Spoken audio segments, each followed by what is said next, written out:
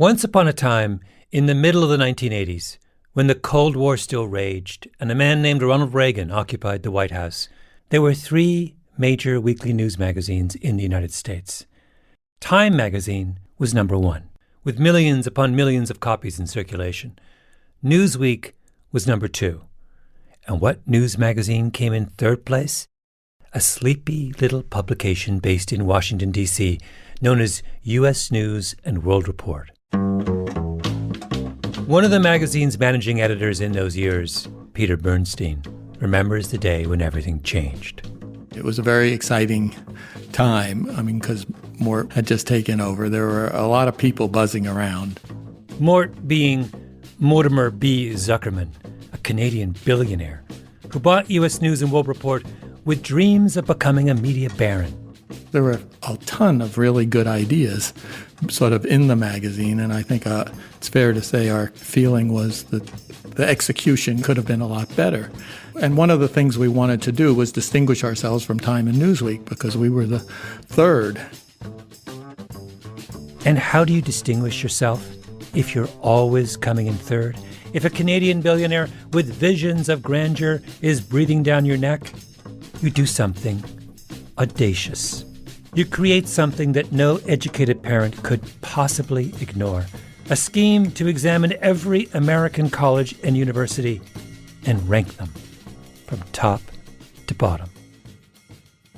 We were looking to reinvent the magazine, and the college rankings became part of that. So Bernstein and his colleagues began collecting a mountain of statistics on the universities and colleges of the United States. To make sense of those numbers, they came up with an algorithm, a secret algorithm that could assign every school a score of 1 through 100, regardless of its size or mission or complexity. An algorithm to capture the elusive quality of academic excellence. Finding those points of data and putting them into a ranking, as you can appreciate, is a complicated task. Yes. Full of value judgments, full of problems, challenges, dangers, but we were undaunted and proceeded. I love that you're laughing about this. It was a very heady time, and we thought, and we did, really challenge Time and Newsweek at their game. The rankings became an institution. U.S. News surged, careers were forged, fortunes made. What's fascinating today is that Time and Newsweek have basically disappeared. The rest of U.S. News has basically disappeared, but the rankings are as strong as ever. Well, it's nice to know in this world of ephemera that something can last, but and as a journalist, when your work is used for old fish after a day, it's nice to see that something has an impact after a while. Peter left U.S. News long ago, but he and his colleagues had added something new to the American academic calendar.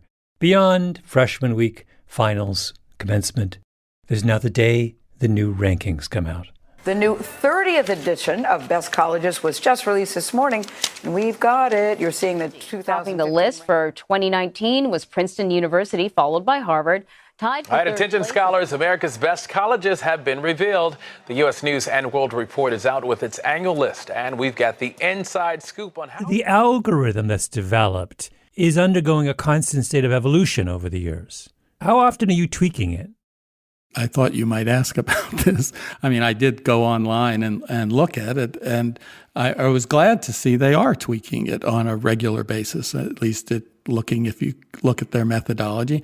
And of course, they've also been reacting to competition. A lot of people have been critical of the rankings and whether this methodology, That's it. Peter, that is like the textbook definition of a Freudian slip. You're talking about your brainchild and you refer to it as mythology. Come on. That's true. I couldn't have come up with that one consciously. At what point did the U.S. News methodology become a mythology? Let's find out.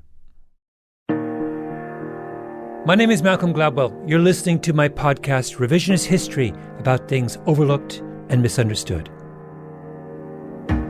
In this episode, I ask, how is it that a promotional gimmick from the 1980s turned into a fetish object for American higher education?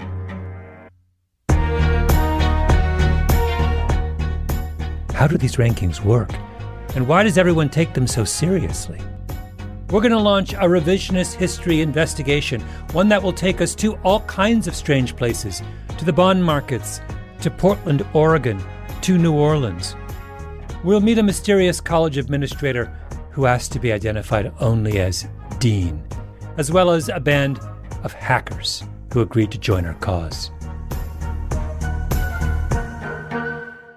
All right. So we're ready to go. This is very exciting. Now, before we start, can both of you guys introduce yourselves? So I'm Kelly McConville, and I'm Assistant Professor of Statistics at Reed College. I'm Huaying Chu, and I'm an international student who is currently studying at UNC's grad school. So these are some of my accomplices, and here's why I needed them. U.S. News will tell you what variables they use to determine whether a school is good or mediocre, but they won't disclose exactly how they combine those variables into a score. I mean, why would they? It's their secret sauce. They charge $40 a year for premium access to their findings. This is a big business. So I figured my only chance at really getting under the hood of the ranking algorithm was to find out if anyone had, in effect, hacked the algorithm. And it turns out someone had. It was a group of students at Reed, a small liberal arts college in Portland, Oregon, under the leadership of their professor, Kelly McConville.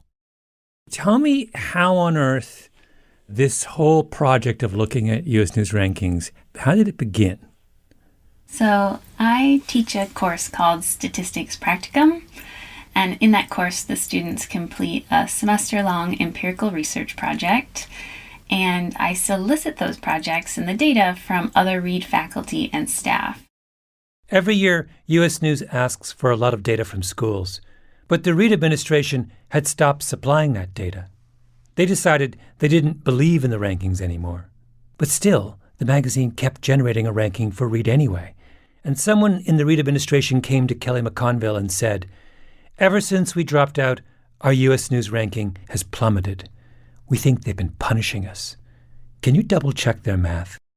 That was our task. We were tasked with recreating the model and then seeing what our ranking would be if we did supply our data. Yeah. So tell me, the two of you, walk me through, how does one go about conceptually trying to answer this question?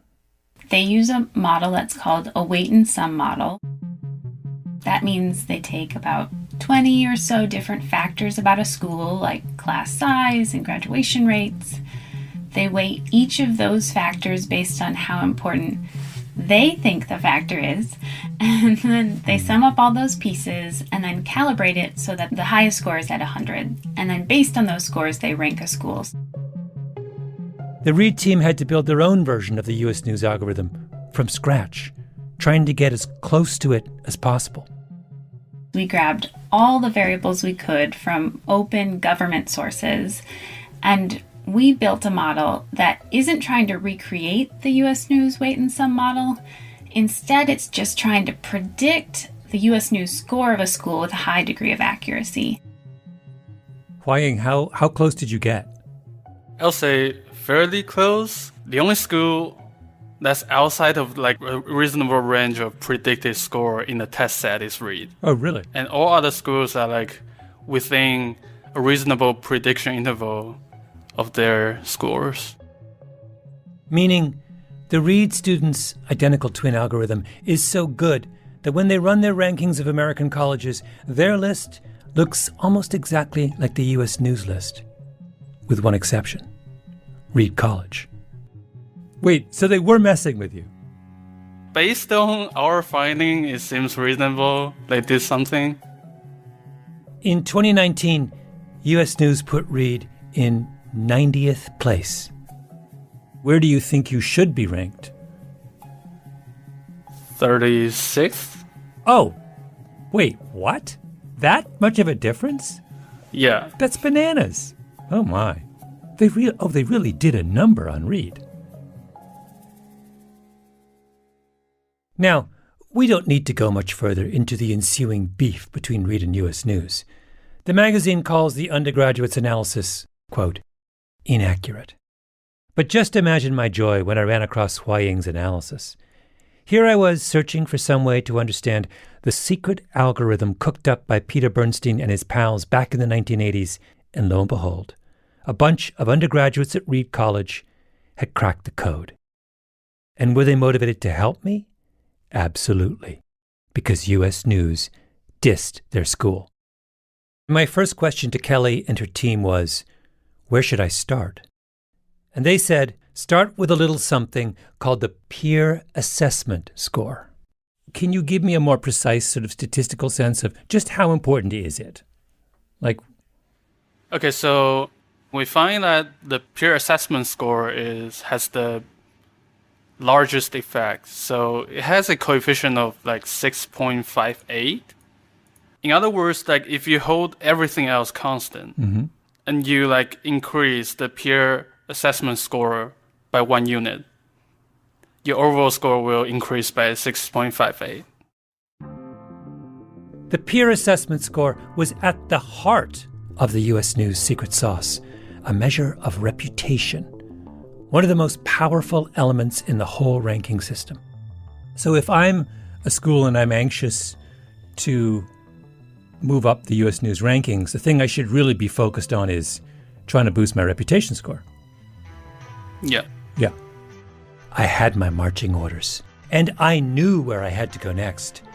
To the guardian of the U.S. News gates, the dragon at the mouth of the cave, Robert Morse.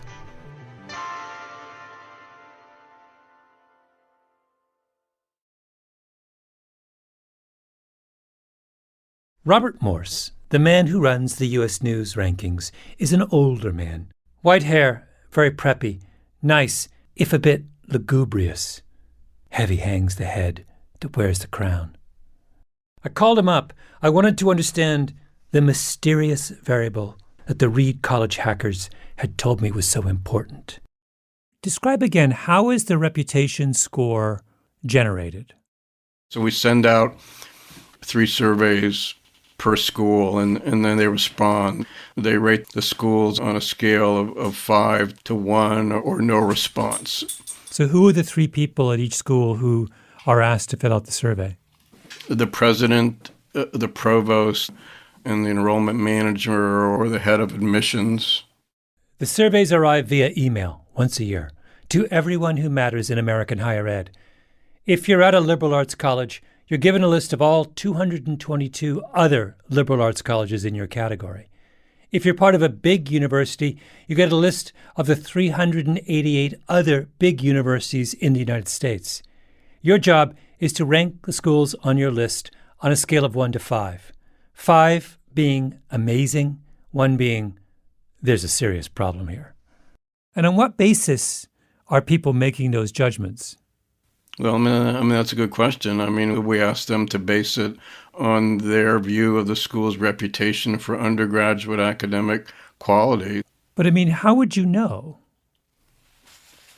I mean, we believe that the aggregate sum of all the raters who are leaders in higher education, they're presidents and provosts and mission deans, so they're not rookies. When you aggregate their views at any given time, they're representing where those schools stand in the marketplace. I mean, so it's an assessment of their feelings about other schools.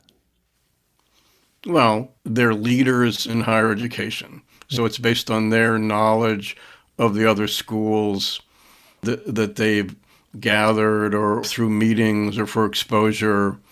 Do they necessarily know a lot about all the schools they're rating? I don't know. If I rate a restaurant on Yelp, it's because I've eaten there, right? Yes. But here, when I rate a university on the U.S. News ranking, it's not because I've attended that university or taught there. It's just... Well, you may have. We shouldn't say that you didn't. But if you're saying, have the people who rated the schools been on every campus or taught at that school or know in depth their course catalog? No. Do some of them have greater degrees of knowledge about the schools they're rating? Yes. Do some of them have lesser degrees of knowledge? Yes. So I think it varies from having substantial knowledge to far less knowledge. In my naivete, I had imagined that there would be some level of rigor to this crucial variable in the U.S. News weight and sum model, a methodology that I could study, analyze, learn from. But Morse wasn't being very helpful, so I tried to draw him out.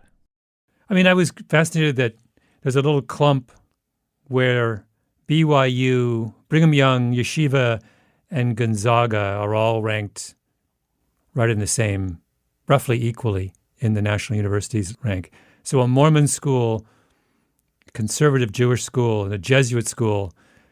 And I was trying to think, what does the rabbi who runs yeshiva know about Brigham Young? And what does the Jesuit priest who runs Gonzaga know about yeshiva? And no, I mean, it's a good point.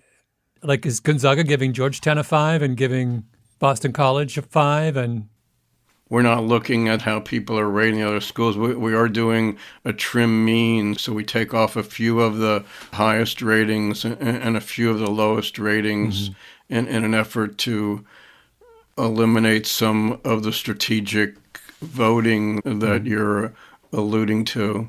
Well, I don't know if that's strategic voting. I'm wondering if it's just that if I'm president of Gonzaga, I'm powerfully motivated to believe that the Jesuit education is the best education out there. So when I look at Georgetown, I think they're doing the right thing.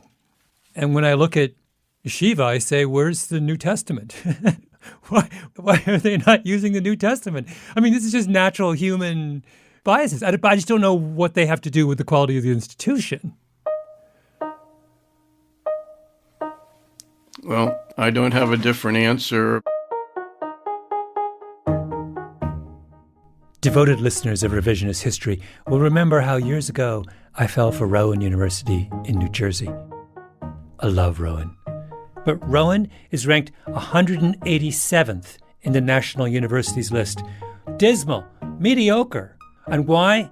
Because its peer assessment score is a forgettable 2.4. How on earth have the university presidents of America come to the collective decision that they hate Rowan University way down in South Jersey? I called up Ali Hushmand, the school's president. How many university presidents have visited Rowan in the last 5 years from other colleges? 2 or 3. One from Canada, one came who was part of an accreditation, and I believe another one was a friend. That's it? Yes. So when they're giving you a score, on what basis are they using for giving you? How do they know anything at all about Rowan? Again, I don't know. I can only speak for myself. I can assure you that I really don't know much about the institutions that I'm asked to rank or score. I just don't have enough tools. Now, it's not like university presidents don't know anything about grading. They were all teachers themselves once. But when it comes to grading schools, it seems like they might just be mailing it in. Next, I called up the head of admissions at a major university. You've heard of it, trust me. But I can't tell you what it is. And we altered the voice to protect this person's identity. Of course we did. We had to. Look how U.S. News treated Reed College. My source told me to address them only as dean. I am certain that I am far more qualified to be a member of the Baseball Writers Association of America and vote on the Hall of Fame than I am to assess other institutions for the U.S. News and World Report. Yeah. I proposed to Dean that we do an exercise. I'd name a school at random, and then the two of us would try to peer assess it. Florida State. Never been there. Have you been there? I've not been there. I think 3.2. Syracuse. Yes. I stopped for coffee there once on the way driving back to my mom's house in Canada. I don't know if that counts. I don't think it does. I think it counts. You count that? experience. I got a sense. Experience the weather. But there were no students there. It was Christmas. But I will say this. My cousin went to Syracuse and had a good time. Oh, uh-huh. So, and so you would rate it based on that? Let's give Syracuse some love. 3.9. No, 4.0. University of Washington in Seattle? Yes. You been there? Yes, I have. What did you do when you were there? I walked around. I think that counts. It counts. I said to Dean, you can see the mountains from there, the Space Needle. Let's go big. University of Washington at Seattle, 4.2. Have you ever been to William and Mary? I have. You have. I love history. I love Colonial Williamsburg. Do you remember what score you gave William and Mary? I probably gave them a 4 or a 5. Really? You went for 5? Yeah. It's the second oldest college in the U.S. Do you think that affected your judgment on that? I'm sure it did. Dean and I went on for quite some time. We had a long chat about Southern Methodist University in Dallas and whether or not the great football team the school had in the 1980s should count in their favor. Dean said no. I said yes. Now, was all this a helpful exercise? Not really. But then again, neither was my conversation with the wizard of the rankings, Robert Morse. One suggestion that has been made to me by people who do the rankings is that the thing they rely on to make their reputation scores for other universities is the only source they have of reputation scores for the other universities, which is the previous year's U.S. News rankings. Is this circular? If they're telling you that, then that's not our expectation of how people are doing their ratings versus looking at the ranking table and looking at the score. We believe that there's more thought going into it than that. Mm-hmm. But we haven't done any kind of social science research to prove or disprove that point. You haven't done any. Right. Yeah. They haven't done any social science research. Only one person gave me much insight into the mechanics of the peer assessment score, and that was Ali Hushmand, president of Rowan. His advice was, you have to take matters into your own hands. So what does he do? He makes his own hot sauce, and he told me that Rowan sends out free samples to every college president in the country. That's not true, really? He did. He did. At least the fellow presidents now know that I make hot sauce. Whether that will help me in terms of scoring, I hope so. Yes. Wait, I want to know about your hot sauce. What kind of hot sauce do you have? Oh, I make serious hot sauce, but I actually grow from seeds all the way to the packaging. And there are 3 levels of heat. Uh-huh. The lowest one is called Ali's Nasty, which is kind of mild. And then the one next to it with habaneros as a heat is called a Nasty Delicious. Uh-huh. And then the one with Carolina Reaper is called Nasty Vicious. And I will send you a package. The Nasty Vicious can get you. But this isn't going to help your cause. This is going to hurt your cause. If you're giving some university president in the middle of the Midwest happens to have a little bit of vicious, they're going to curse your name. They probably will. But I figured that no publicity is a bad publicity. Did I try the Nasty Vicious? Oh, yes, I did. On a scale of 1 to 5, 5.0.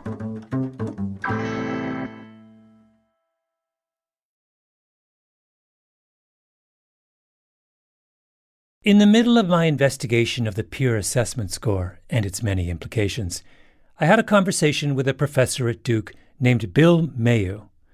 Mayu was friendly with some bond traders, and he was talking with some of them one day when they mentioned that they were having difficulty with bonds issued by historically black colleges, HBCUs, as they're known. If you're a bond trader, you worry about moving the bonds that you have in inventory, and they just mentioned, hey, we're having a really hard time placing these HBCU schools because people don't want to hold them. The way the bond market works is that an institution needs money. Let's say a university wants to build a dormitory that costs $50 million. The school can't raise all that money on its own, so it goes to a Wall Street bank, which purchases a bond, a promise of repayment from the university. Then the bank breaks that bond into many hundreds and hundreds of pieces and sells those pieces to wealthy investors or insurance companies or hedge funds. So when Mayhew hears that banks are struggling to sell bonds for historically black colleges, he wonders, is this just some apocryphal Wall Street story, or is it true? Luckily, there's a simple way to test this. The price the bond trader charges is called the gross spread. If it's super easy to find buyers for the bonds, the gross spread is likely to be low. If the trader has difficulty finding buyers, the spread can get quite pricey. So if the bonds from black schools are harder to move than bonds from white schools, the spread should be higher. And are they? Yes, they are. Mayhew and his colleagues compared black schools with non-HBCUs that were otherwise identical. The spreads for the historically black schools were 20% higher. In the bond market, a 20% difference in spreads is huge. Mayhew and his co-researchers then went one step further. They zeroed in on 3 states in the Deep South. And those 3 states were? So those are Louisiana, Mississippi, and Alabama. And what's the difference in spread in those states? Not 20%, 37%. Mayhew and his colleagues have given us a scientifically rigorous measurement of just how much of a burden black institutions face in the real world. You've put a number on reputation. What is the reputational cost of being a school that overwhelmingly accepts and educates black kids? In Louisiana, the reputation cost is 30%. That's one way to think about it, but I would say it's the racial component of reputation. A spread is a reputation score, isn't it? Investors don't know the precise ins and outs of all the institutions they're asked to buy. How could they? There are literally hundreds of thousands of bonds on the market at any given time. So the investors proceed on a feeling about how worthy and how safe and how legitimate the institution getting the loan is.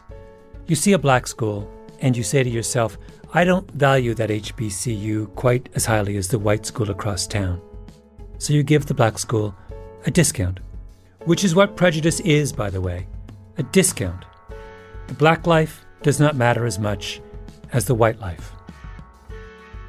And who are these people imposing a discount on black schools? They're wealthy, successful people who are simply checking a box. I like this bond. I like this one a lot. I don't like this one. They are, I suspect, not a whole lot different from the college administrators who assign a number to their peers for the U.S. News rankings every year, motivated by the same unconscious biases. I like this school, 4.2. I like this one a lot, 4.5. I don't like this one, 2.4, even though I don't really know anything about it. So if you were the president of a historically black college in one of those states where the reputational discount for being black is 37%, how do you think you'd feel about your peer assessment score? I thought I'd call Walter Kimbrough, president of Dillard University, a historically black college in Louisiana. And so when I start to look at the formulas and dig into it, I was like, this isn't a real good measurement of what we do. In fact, it's a measurement of privilege. Dillard's reputation score is 2.6. That's not good. You can't ever get to the top of the U.S. News rankings with a peer assessment score of 2.6. Maybe that sounds defeatist, but I mean, it's not defeatist. It's realistic. It's realistic. Yeah, it's the world we're living in. Nobody's going to just go and say, this school with all these black people is great. In their haste to compete with Time and Newsweek, way back when, maybe all U.S. News did was create a system that allowed the presidents and deans of every college in the country to assign a number to their prejudice, to disguise mythology as methodology. Next week on Revisionist History, we take up the cause of Dillard University. And I enlist my old friends at Reed College to help me out. So that is how we can get Dillard into the tippy-top tier of the liberal arts colleges. So it's Williams, Amherst, Dillard, Swarthmore. Yes.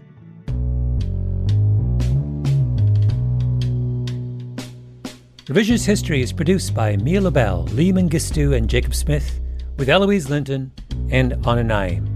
Our editor is Julia Barton.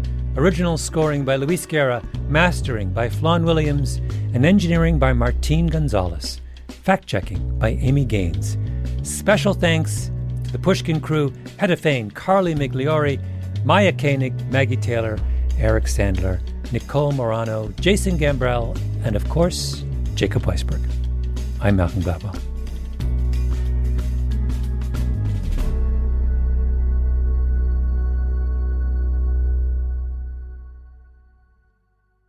If you love this show and others from Pushkin Industries, consider becoming a Pushnik. Pushnik is a podcast subscription that offers bonus content and uninterrupted listening for $4.99 a month. Look for Pushnik exclusively on Apple Podcasts subscriptions. With 3 flavors: Ollie's Nasty, Nasty-licious, and Nasty Vicious. Okay, guys. Wait, hold on. We have to do this simultaneously. This is it? Yep. All right. Okay, 1, 2, 3, go.